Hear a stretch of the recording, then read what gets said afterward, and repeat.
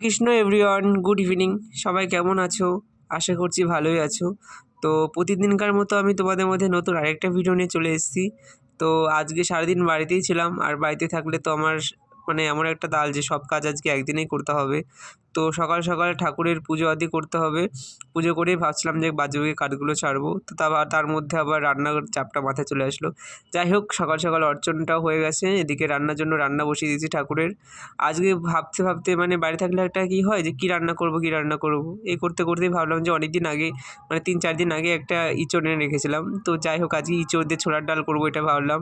এই রেসিপিটা অবশ্য আমার নয়, এটা আমার একটা কাকিমার রেসিপি। কাকিমার বাড়িতে একদিন প্রসাদ পেতে গেছিলাম, নেমন্তন্ন করেছিল। তো কাকিমা ছোলার ডাল দিয়ে করেছিল ইঁচড়টা, আমার খুব ভালো লেগেছিলো। আমাদের এখানকার এই ছোলার ডাল দিয়ে ইঁচড় কেউ খায় না স্বাভাবিকত। তবে যাই হোক, ভগবানের ইচ্ছায় আমিও আজ ট্রাই করলাম, কিন্তু প্রসাদটা একেবারে খারাপ লাগেনি, ভালোই হয়েছিল। তো আজকের মতো এইটুকুনি। নেক্সট আরেকটা ভিডিওতে তোমাদের সাথে আবার দেখা হবে।